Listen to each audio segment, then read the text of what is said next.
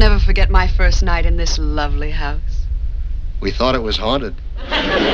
Well, you can't have everything. En 1964, sur le petit écran américain, une famille étrange est sortie tout droit des dessins satiriques sombres de Charles Addams pour devenir un véritable phénomène culturel, The Addams Family. Le public a été captivé par un monde à la fois lugubre et humoristique, où Morticia glisse telle une ombre pleine d'élégance, où Gomez adore sa femme avec une passion fiévreuse, et où les enfants considèrent les jeux macabres comme une joie quotidienne. Cependant, The Addams Family possède encore bien d'autres secrets obscurs, capables de vous surprendre, comme le fait que la maison des Addams était réellement peinte en rose. Savez-vous, par exemple, pourquoi la fille cadette a été nommée Wednesday, ou à qui appartenait la mystérieuse main Thing? Découvrons ensemble 10 faits méconnus sur cette famille excentrique mais fascinante afin de comprendre pourquoi The Addams Family continue d'obséder et d'envoûter des millions de spectateurs depuis plus d'un demi-siècle. 10. Ce n'est qu'à la naissance des personnages qu'ils reçurent enfin un nom. Dès 1938, dans les pages du New Yorker, Charles Addams avait esquissé une famille étrange, sombre et pleine d'humour. Mais un détail étonnant échappait à la plupart des lecteurs durant plusieurs décennies, les personnages n'avaient absolument aucun nom. Ils n'étaient que l'homoque, le mari maigre au sourire énigmatique, la femme à la chevelure noire comme la nuit, la fillette mélancolique ou le garçon espiègle. L'expression « The Addams Family » ne servait alors qu'à désigner l'ensemble de la famille, rien de plus. Ce n'est qu'au moment où Hollywood se prépara à adapter ses dessins en série télévisée, en 1964, que la question des noms devint urgente. Ce fut également le moment où Charles Addams entra dans une sorte de négociation créative. On l'avait invité à conseiller, à proposer des idées, mais il n'avait pas le contrôle absolu. Le nom Gomez en est la preuve parfaite. Addams préférait à l'origine Repelli, un jeu de mots avec repellante, mais l'acteur John Astin trouvait Gomez plus sonore, plus chaleureux. Le choix d'Astin l'emporta, et le personnage devint dès lors Gomez Addams pour toujours. Le cas du fils est encore plus intrigant. Addams désirait d'abord l'appeler Pubert, un clin d'œil à Puberty, une touche d'humour noir propre à son style. Mais ABC, la chaîne qui s'apprêtait à diffuser la série, refusa catégoriquement. Pour eux, Pubert était trop audacieux, trop suggestif. Résultat, un nom bien plus sage, Pugsley fut retenu. Ironiquement, plusieurs décennies plus tard, Addams prit sa revanche dans Addams Family Values, 1993. Un nouveau bébé de Gomez et Morticia fut introduit et celui-ci portait bel et bien le nom Pubert, tant voulu. La fille au visage triste et au regard glacial n'échappa pas non plus à une aventure de baptême inattendue. Au départ, Addams admettait n'avoir absolument aucune idée de nom. La réponse vint d'une amie proche, l'actrice et poétesse Joan Blake. Dans une lettre publiée dans The New Yorker en 2018, elle raconta que lorsque Addams avoua « Cette petite n'a pas encore de nom », elle se souvint immédiatement de la comptine « Monday's child is fair of face. Wednesday's child is full of woe. » Et elle déclara tout simplement « Wednesday, l'enfant du mercredi pleine de chagrin. » Charles Addams accepta aussitôt. Ainsi naquit la Wednesday, Addams sombre et envoûtante que le monde connaît. Même la mère symbole d'un charme funèbre fut baptisée à ce moment-là. Le nom Morticia, à la fois sensuel et inquiétant, fut inventé par Charles Addams, dérivé de Mortician. Associé à la robe noire moulante et à l'aura immortelle de Caroline Jones à l'écran, Morticia Addams devint rapidement l'icône la plus séduisante de la noirceur élégante. Et vous, que pensez-vous de ces noms? Correspondent-ils vraiment à la personnalité de chaque personnage? N'hésitez pas à partager vos impressions ci-dessous. 9. Morticia. Addams devait se maquiller pendant 2 heures chaque jour avant de passer à l'écran. Morticia Addams apparaît sur le petit écran comme l'incarnation même de l'élégance et du mystère. Mais pour créer cet effet, Caroline Jones a dû sacrifier énormément. Pour incarner son rôle dans The Addams Family, elle devait se maquiller avec une extrême minutie pendant 2 heures chaque jour. La robe qu'elle portait, qui semblait au premier regard n'être qu'une création sensuelle, était en réalité une véritable hobble dress, un vêtement si serré qu'il transformait chaque pas en défi. Le tissu moulait son corps de ses épaules jusqu'à ses chevilles, rendant toute démarche naturelle presque impossible. Cette contrainte obligeait Caroline à glisser délicatement, plutôt qu'à marcher, donnant l'impression que Morticia se déplaçait comme une ombre flottante. Mais derrière la caméra, ce n'était pas de la magie, c'était une véritable épreuve physique. Pour maintenir cette allure fluide, Caroline Jones était presque incapable de marcher normalement entre les prises. Par moments, elle devait sauter à cloche-pied d'un endroit à l'autre, et lorsqu'elle devait se déplacer sur de longues distances, en dehors du plateau, l'équipe de tournage devait littéralement la porter telle une dame gothique figée dans son costume. Le problème devenait encore plus complexe lorsqu'il s'agissait de s'asseoir. La robe serrée jusqu'aux genoux l'empêchait de plier les jambes naturellement. L'équipe des costumes avait donc conçu une planche inclinée, spécialement pour elle, placée dans les coulisses, sur laquelle elle pouvait s'allonger et se reposer sans froisser sa tenue. Le réalisateur Sidney Landfield et la costumière Edith Head avaient un objectif très clair. Ils voulaient que Morticia paraisse comme si la moitié inférieure de son corps ne bougeait jamais, presque suspendue dans les airs. Pour obtenir cet effet irréel, ils n'hésitèrent pas à transformer la robe en une véritable chaîne, forçant l'actrice à renoncer à tout confort. Chaque regard en coin, chaque sourire énigmatique que les spectateurs voient précisément à l'écran n'existe que grâce à cette discipline imposée. Mais les difficultés ne s'arrêtaient pas là. Caroline Jones était naturellement blonde. Pour se transformer en Morticia, elle devait porter une longue perruque noire épaisse et lourde faite de vrais cheveux. Sous les projecteurs brûlants du plateau, la sensation équivalait à porter une couverture entière sur la tête. Combiné à la robe étouffante, le rôle de Morticia s'apparentait presque à travailler dans un sauna ambulant. Pourtant, à l'écran, le public ne voyait qu'une femme mystérieuse imperturbable, ne révélant jamais la moindre trace de fatigue. Ce qui rend l'histoire encore plus admirable, c'est le professionnalisme et le dévouement de Caroline Jones. Elle aimait ce rôle à tel point qu'à la fin de la série, elle conserva la robe comme souvenir. Toutefois, elle admit elle-même qu'elle ne la porterait plus jamais.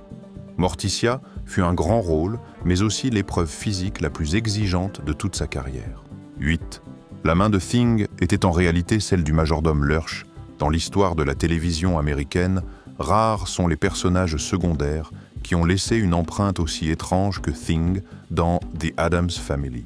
Derrière cette main mystérieuse et autonome ne se cachait ni trucage sophistiqué, ni accessoires mécaniques, mais bien la performance de Ted Cassidy, l'acteur interprétant Lurch, le majordome immense et taciturne. Lorsque Lurch et Thing apparaissaient simultanément à l'écran, il était évidemment impossible pour un seul acteur d'être à 2 endroits en même temps.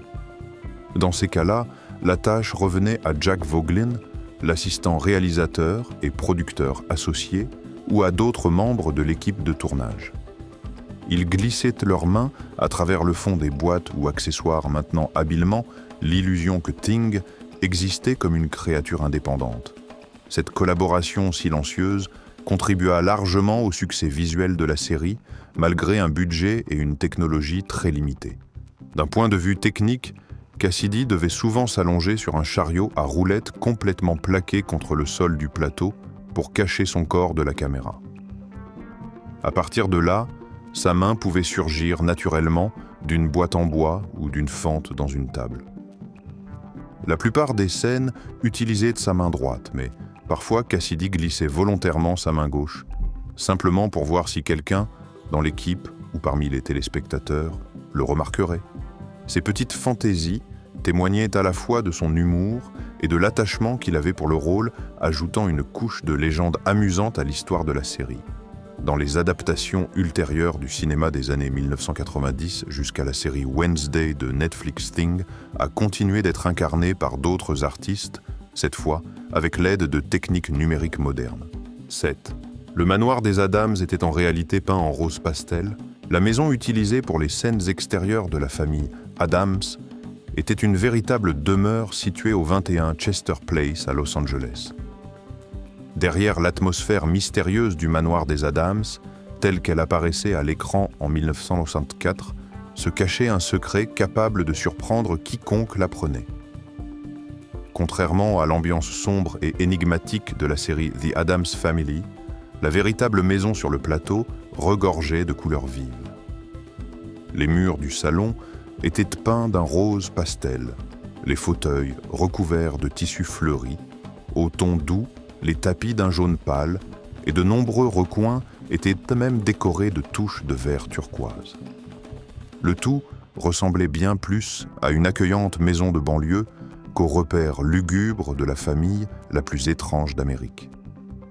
Cependant, le réalisateur décida de transformer complètement l'intérieur en adoptant un rendu en noir et blanc. Ce choix fit basculer tout le décor dans une ambiance radicalement différente, sombre, froide et chargée d'une aura inquiétante. Le rose délicat se transforma en nuances de gris profond, le jaune lumineux devint une clarté glacée, tandis que les éléments architecturaux gothiques gagnèrent en relief et en intensité. Le producteur David Levy avoua qu'il avait volontairement profité de la pellicule noir et blanc pour dissimuler l'aspect ridicule des couleurs réelles. Gomez Addams plaisanta même dans une bande-annonce promotionnelle « Rose pastel, je préférerais encore vivre dans un cercueil ».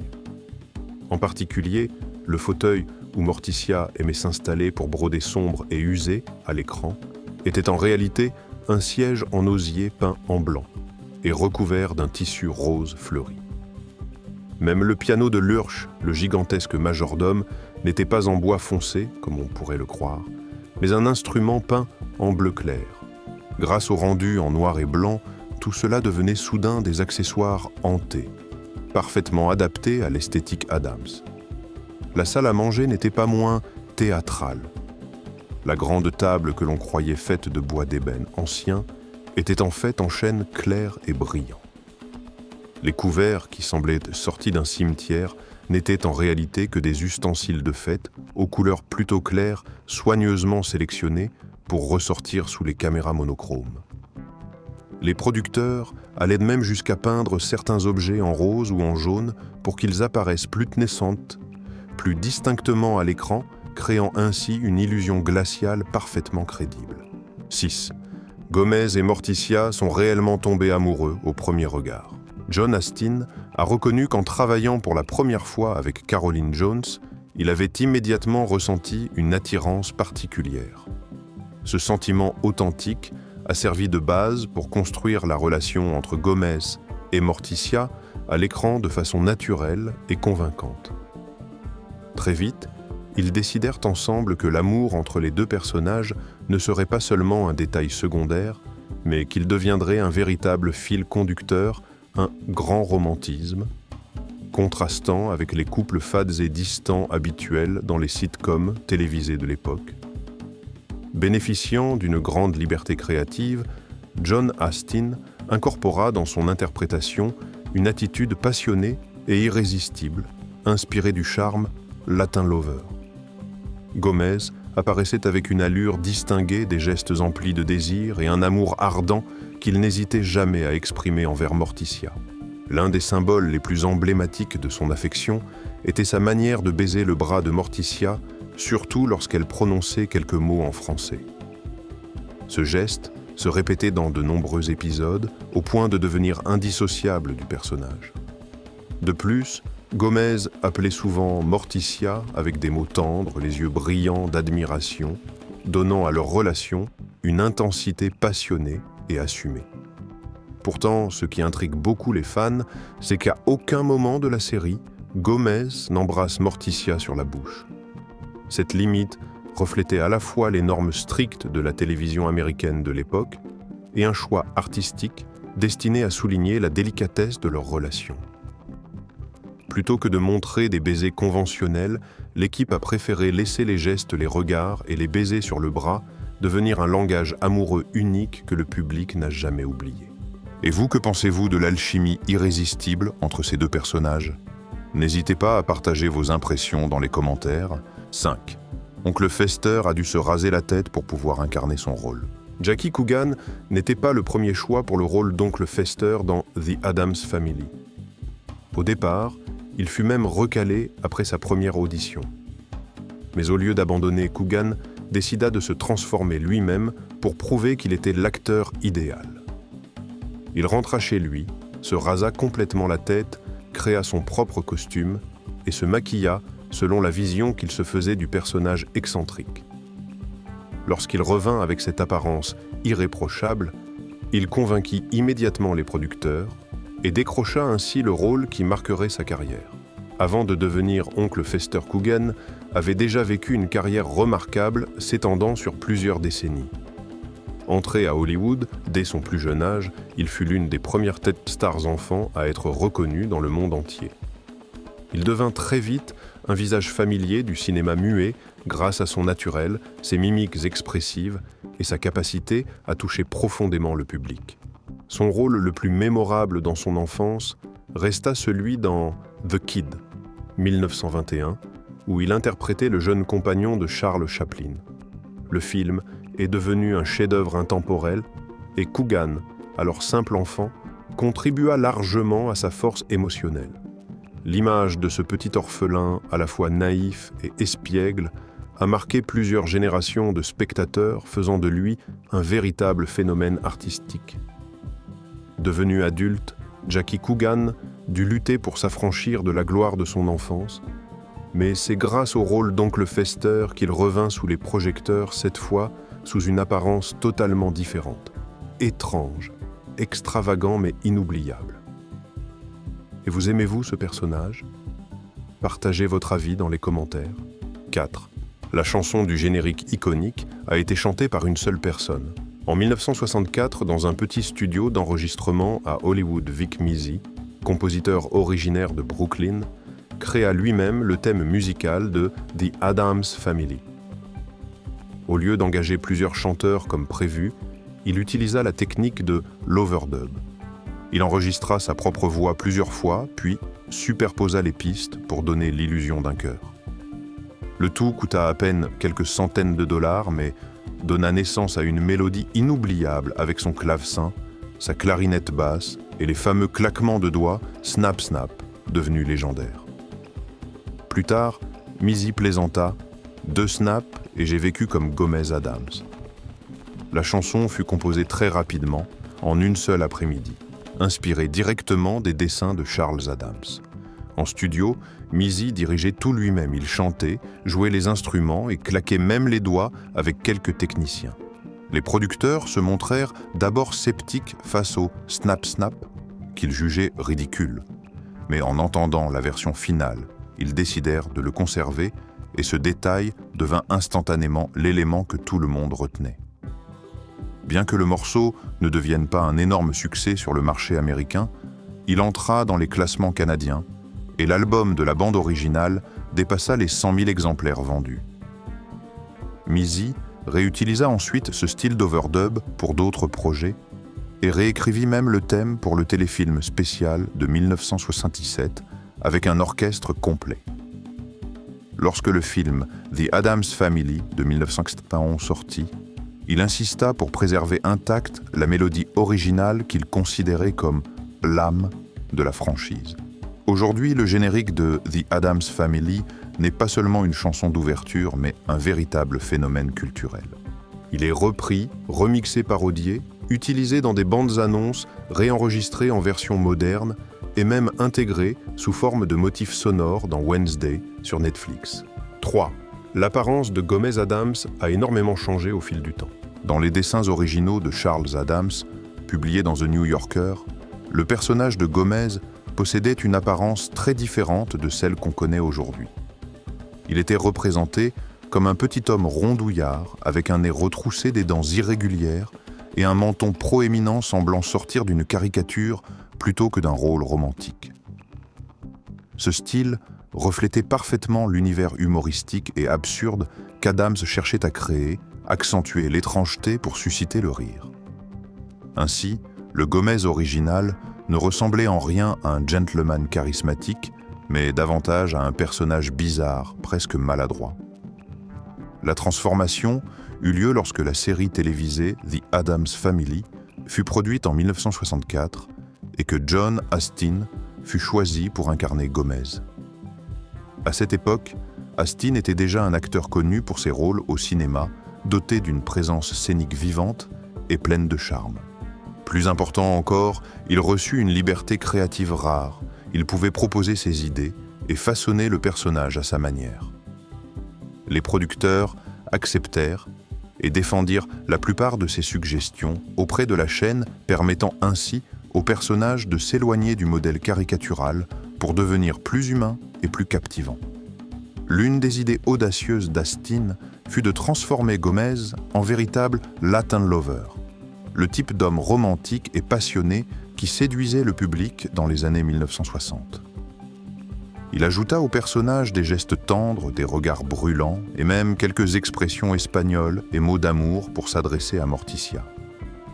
Grâce à cette approche, Gomez ne fut plus seulement un homme étrange, il devint une figure pleine de charme irrésistible par son mélange de bizarrerie et de sensualité. Fait intéressant, lors de son audition initiale, John Astin avait d'abord passé un test pour le rôle du majordome Lurch. Il déclara pourtant qu'il avait du mal à s'imaginer dans ce personnage. Heureusement, les producteurs virent immédiatement son potentiel pour interpréter le patriarche de la famille Addams et décidèrent de lui confier le rôle de Gomez. 2, sorti en même temps que The Munsters. À l'automne 1964, la télévision américaine a été témoin d'un phénomène étrange, 2 sitcoms familiaux, Mang Jam Sak, Taille Macabre, Kung Chwat Hienashi, quelques jours d'intervalle.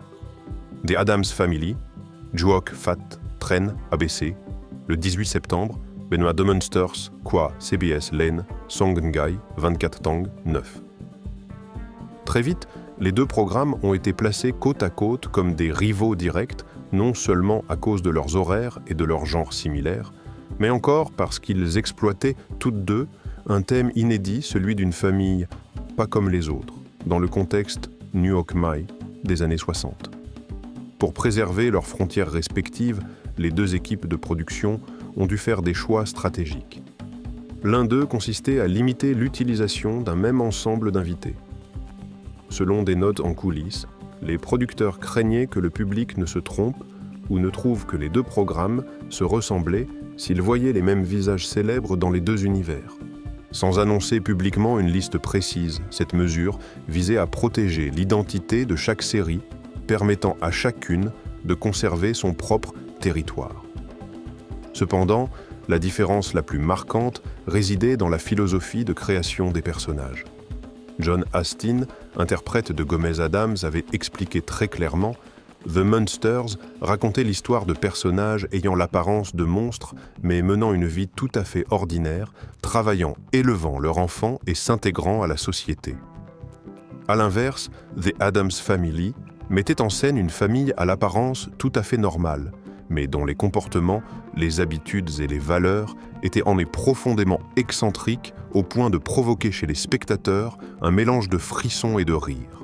C'est précisément ce point que le créateur David Levy soulignait: les Addams n'étaient pas des monstres, mais des êtres humains à part entière, construits dans l'esprit des caricatures de Charles Addams. Malgré cela, le public de l'époque avait tendance à regrouper les 2 séries dans une même catégorie, allant parfois jusqu'à les considérer comme 2 versions interchangeables. Et vous, laquelle de ces séries aimez-vous le plus? N'hésitez pas à partager votre avis. 1. La première famille d'une série télévisée a possédé un ordinateur. Sur le petit écran des années 1960, alors que la plupart des familles télévisuelles se contentaient d'un téléviseur noir et blanc ou d'un téléphone à cadran, les Addams ont surpris leur public avec un objet totalement inattendu, un ordinateur domestique. Cet appareil portait le nom de Weezo et faisait sa première apparition dans l'épisode The Addams Family Splurge. Dans cette scène, Gomez et son fils Pugsley présentent avec enthousiasme cette immense machine comme s'il s'agissait d'un simple divertissement d'après-midi. Au lieu de l'utiliser pour étudier ou travailler, ils imaginent se servir de Wizo pour calculer le coût d'un voyage sur la Lune. Pour une famille qui dort dans des cercueils, parle aux plantes et garde un lion comme animal de compagnie, l'idée d'aller sur la Lune paraît étrangement logique. Cependant, Wizo n'était pas seulement un outil pour nourrir des rêves astronomiques. Gomez, ravi, l'utilisait également à des fins bien plus pratiques, prédire les résultats des courses de chevaux, afin d'organiser le budget des vacances familiales. Dans la deuxième saison, Wizo fait une nouvelle apparition dans un contexte encore plus théâtral. Lorsque Gomez décide de se présenter à l'élection municipale, l'oncle Fester n'hésite pas à tirer l'immense machine de la salle de jeu jusqu'au salon, la transformant en machine politique destinée à soutenir la campagne électorale de Gomez. Cette idée parodiait à la fois la politique américaine des années 1960 et confirmait le caractère avant-gardiste de la série, alors que le public n'était pas encore familiarisé avec l'usage des ordinateurs dans la vie quotidienne.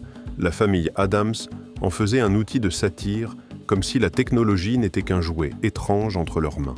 Il est intéressant de noter que Wizo n'était pas totalement fictif. Son apparence et son nom rappelaient l'UNIVAC Universal Automatic Computer, premier ordinateur électronique commercial au monde devenu célèbre pour avoir prédit avec précision le résultat de l'élection présidentielle américaine de 1952. Installer un UNIVAC miniature au cœur du manoir des Addams était un choix à la fois audacieux et ironique, une famille si singulière qu'elle parvenait à transformer l'une des inventions les plus révolutionnaires du XXe siècle en simple amusement quotidien. Ces 10 faits à la fois étranges et fascinants montrent clairement que la famille Addams n'est pas seulement une simple sitcom en noir et blanc, mais bien un véritable héritage culturel dont l'influence dépasse largement le cadre de l'écran de télévision. Plus d'un demi-siècle s'est écoulé, et pourtant, l'héritage des Addams continue de vivre au cœur de la culture populaire. L'image glaciale de Morticia, la passion débordante de Gomez, ou encore le célèbre Snap Snap, résonnent toujours dans les films, les dessins animés, les spectacles de Broadway, et plus récemment, dans la série Wednesday sur Netflix, devenue un phénomène mondial. Alors parmi toutes ces révélations, combien en connaissiez-vous déjà ? Quel détail vous a marqué le plus la robe gothique de Morticia, qui ressemblait presque à une prison ambulante, ou le fait que les Addams soient devenus la toute première famille à posséder un ordinateur domestique. Y a-t-il encore un autre secret à leur sujet que vous souhaiteriez que j'explore davantage? Merci d'avoir suivi cette vidéo jusqu'à la fin. Si vous avez trouvé cela captivant, n'oubliez pas d'aimer, de partager et de vous abonner à la chaîne pour ne manquer aucune des anecdotes fascinantes sur les films hollywoodiens.